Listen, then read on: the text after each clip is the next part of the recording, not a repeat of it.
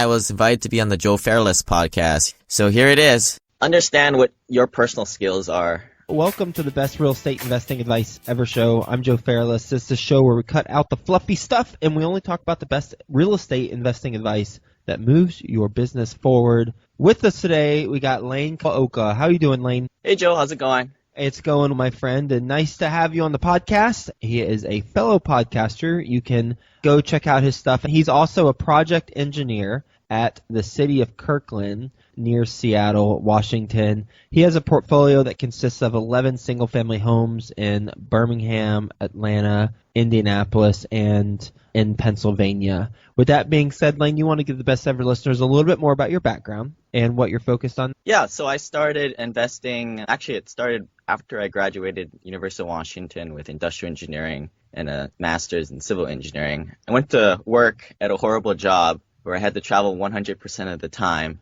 And I was compensated for this by a nice salary, but I was out traveling all over the place. A few years later, I was able to save enough money to buy a primary residence because that's what everybody said you should do. So I bought that residence. I was only there on Saturday since I had to travel out on Sunday and back on Friday. So I figured I'd rent the home out. And I was like, whoa, this thing is pretty cool. So I saw the difference between the rent and then my mortgage was, and I was like, wow, I have to keep doing this. So I read that Rich Dad, Poor Dad book. I listened to a whole bunch of podcasts, and then I just got zeroed in and bought another duplex a few years later in 2012. But then shortly after, the Seattle prices went up and I was priced out. Everything doesn't cash flow these days in Seattle, or I'm sure it's the same in other markets in California. So I did a pivot point at this point to try to out-of-state rental, and it worked like sliced bread. And now I have 11 of these things all over the United States. How many hours do you work in your full-time job? Before I used to work at least 60 hours. I took a pay cut recently, changed jobs. Now I'm a city engineer, so I work my 40 hours a week, and that's about it. And why'd you take the pay cut? Because time is your most valuable asset. It's all about doing what you want with your time. So you're buying these out-of-state rentals. How are you finding them? In the beginning, it's pretty tough because you don't know what you're looking at, but once you dig into it and start networking, you really have to get to know people and start cross-referencing different contexts, such as property managers and different rehabbers in the areas, and just figure out who are the good people to work with. Specifically, are you doing just an internet search originally? Like you did an internet search and you just started calling people, or how did you go about your approach? I actually went on Bigger Pockets at first, and I got at least 5 people that I talked on the phone with, and then I was able to cross-reference those references and check each other. Okay, so you connected with people on Bigger Pockets, about 5 of them. Then you cross-reference the references. What do you mean by that? If you talk to one guy for an hour on the phone and he's telling you his experience and he mentions who he was working with, and then you figure out a couple people and then you ping them on, hey, you're in Indianapolis too. Have you worked with from Indianapolis? In one area like Indianapolis, just using that as example, there's only about 2 or 3 turnkey providers that you probably want to be working with. And the good people's names always keep coming up. Okay. So you're buying from turnkey providers? Yeah, originally that's what I did because it's nice how they do everything. They do the property management, they take care of the rehab. But I've transferred my later properties. I've been working with agents. And that way I can get the best of both worlds. Because it's a little dangerous working straight with the turnkey providers since I'm not a real estate professional. I'm signing their contracts. And at least can have a third party out there advising me if this is a good street, if there's a few blighted properties on it, or if the rent rolls aren't checking out correctly. Was there an event that caused you to go from turnkey to working with agents? Not a particular event, but when I did go with agents, there was at least a few times where we walked away from a purchase and sale agreement. One time my agent said, hey, there's a blighted property across the street and I have a property on this street myself and this is just not a good place. Another time there's this weird thing going on with a Section 8 property.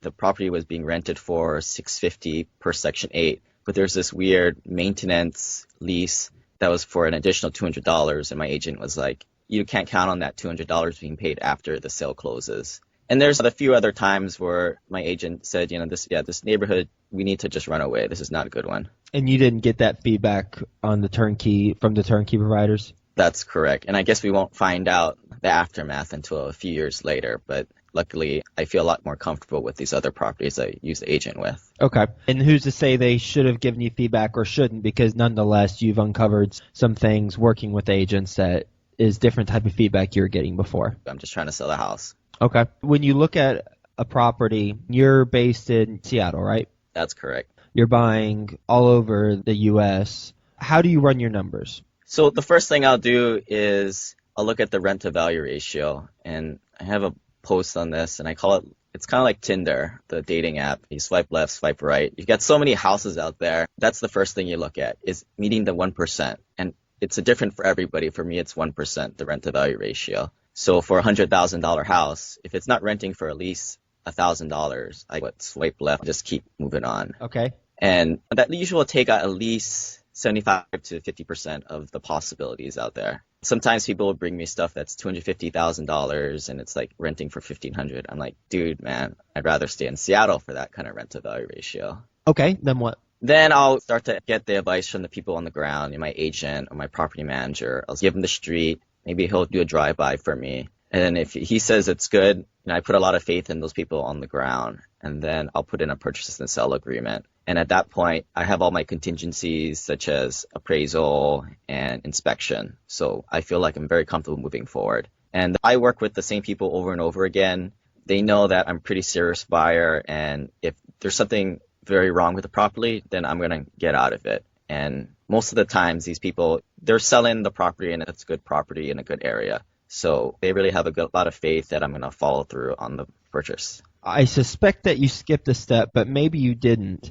So to recap, you said that you look at the rent to value ratio, must be 1%. Then you find someone on the ground, get their advice, and if they say it checks out, the area is good, then you make an offer. Do you not run the numbers in an actual spreadsheet before you make the offer? I typically think to myself that I'm going to collect about 70% at the end of the day. $1,000 rent, I'm going to collect about $700 after expenses, and then obviously minus your mortgage. So I just know ballpark $700, and then the mortgage on these type of properties are about $500. So I hit my numbers, which is the $200 amount. $200 a month income. So it's a real quick and dirty way of doing it. I think people get bogged down with that spreadsheet. I've stared at that thing for hours, and I know how it works. How are you financing them? I use Fannie Mae mortgages, just your conventional financing, 25% down. Do you have a certain number that you are limited to? Currently, you're limited to 10 of these government subsidized loans. I've had to get one portfolio loan for that 11th one. The terms on it were pretty good. It was a 4.5%, 5-year ARM, but a 25-year amortization. So it was a lot better. And the portfolio lender is a lender that keeps the loan in their portfolio versus sells it on the secondary market, so they can be more flexible with terms like credit unions and local banks, right? These are all like the really small, like Western, Southern community banks that you just drive by, you don't think anything of them. Are you isolating the money that you bring in from these rentals and having that as a real estate fund to buy more, or are you using your money from your full-time job to finance these new properties? In the beginning, it all went into one bank account, and I didn't really keep track of it. I knew how much I was making, but now that I have a good amount, the rentals can buy one more rental on their own every year. But I'm switching modes here. The whole single family thing, it's getting out of hand in terms of how much effort it is. 10 homes is fine, but I'm looking to scale and trying to get into more larger apartment buildings at this point. What do you mean by effort? Typically with 10 properties, I'm going to have at least 1 or 2 things go wrong out of the 10 every month. Each HVAC goes out. 1 to 2 of those things that require 3 calls. 1 call from the property manager saying that there's a problem. The second, I have to follow up. And then the third, again, follow up again. So on the average, you're talking about 6 calls a month, which is, it's perfectly doable. I can do this on the weekends or after work. But I was just thinking of being the guy with 20 or 50 homes, and I'm like, oh, I don't want anything to do with that. How are you planning on scaling? I'm really looking into getting them more into the apartment space, trying to get into syndication and just doing larger projects because it just seems like it's more scalable. What's your best real estate investing advice ever?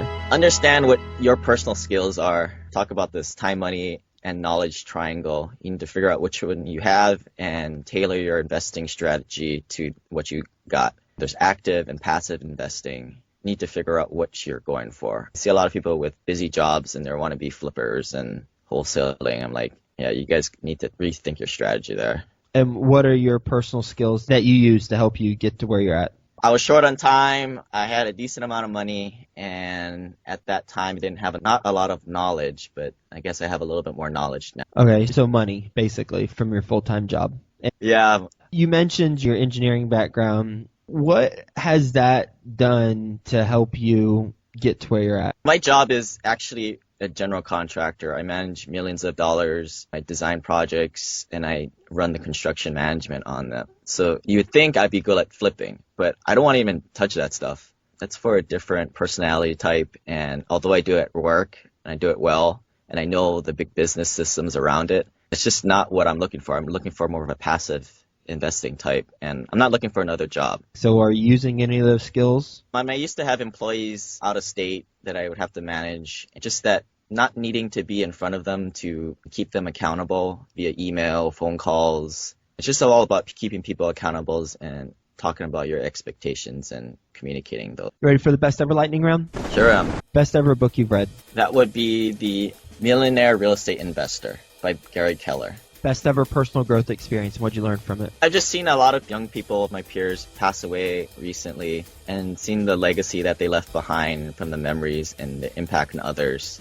About a year ago, I was sitting at my desk at my other job, and one of the system-generated emails reporting that an employee that I supervise had been involved in a work accident and died. I got a little pissed off how impersonal the company was to this tragedy, and then how my ex-employee wasted his time working his butt off for the silly company. So at that time, I realized that I had enough passive income to quit my job, so I felt the need to build the legacy and to help others do the same. Best ever deal you've done? I don't really have any amazing deals to report. They're all pretty lukewarm deals. Like typically buy homes that are $100,000 that rent over $1,000. I practice this minimal effective dose investing outside of my W-2 job, so I don't really work much for these distressed properties, so I don't get this premium returns. But I feel like I optimized the return on my time pretty well. What's the worst deal you've done? The worst deal I've done, it's one property that I have, and there's just a lot of water trouble on it. I guess I should have known there's the river in the street address. You're going to have losers in your portfolio from time to time. Out of my portfolio of just say 10, 3 of them are losing money this year already, and it's halfway through the year. That's just how it goes. And are they losing money because of what, the expenses, the certain maintenance items? Or? Yeah, a couple of them are just the water issue, and then big ticket, HVAC. What do you do about the water issue? I told them to build a trench drain. We had some water percolating through a retaining wall. Trench drains are a quick and easy fix. You basically dig a trench next to where the water is, and you fill it in with nice clean rock. And then the water goes where the least path of resistance is, so the water will percolate through the rock and go out to where you need to be. Roughly, how much is the trench drain going to cost you? If I did it, I could probably knock it out in a couple hours. Just figure about $100, $200 for labor. How long is it? It's a good length, probably about 20 feet or so. And how wide? You usually want to keep it 2 feet wide, keep it a nice square. However deep it is, keep it about that wide. What's the best ever way you like to give back? So when I was growing up, my parents really didn't have much time for me. They had good jobs, so I try and help folks that are trying to struggle balancing jobs and raising children. I think everybody should have a few rental homes in their portfolio, which could alleviate a lot of financial worries and allow people to focus more on what is truly important to them. What's the biggest mistake you've made so far in real estate? I haven't made too many mistakes because I've been pretty low on my risk-reward threshold up to this point. However, I did refinance my first home 3 times. I don't know why the heck I was doing that. I didn't have a strategy at that time, and I made my lender pretty rich. I vividly remember walking through the parking lot with this $30,000 check to go and pay down my mortgage and wondering if it was the right thing to do. Now, I'm totally against doing stuff like that. One of my mentors told me that it's not about the interest rate or the amount of debt you carry. It's the amount of cash flow buffer and the net worth growth. Love it. Amount of cash flow buffer and the net worth. 2 very important aspects, because you can have a really high net worth, but if you don't have any cash, then that net worth might plummet in bankruptcy. And if you have cash flow, then if it's in real estate, then you want to make sure that your net worth's also increasing. Otherwise, if the cash flow dries up, then you're stuck because you've got a property with no value. What's the best place the best ever listeners can reach you? Check out my podcast. Thank you so much for being on the show. Really appreciate the time, Lane, and sharing your best ever advice with the best ever listeners and talking about the way that you invest passively in deals while you have your full-time job, how you've gotten the single-family homes all across the nation, even though you're based in Seattle, how you estimate 70% is going to be from the income, 30% expenses, and you'll have about $200 a month because on your properties, roughly it's a $500 mortgage, so that $700, assuming a $1,000 rent, will be $200 in your pocket, which holds true more or less on the 10 to 11 deals that you've done. The different issues that you've had on 3 of your properties, water, HVAC, and vacancy, as well as your vision for the future where you're going to be getting the larger stuff. So thank you so much for being on the show. Hope you have best ever day, and we'll talk to you soon. Thanks, Joe.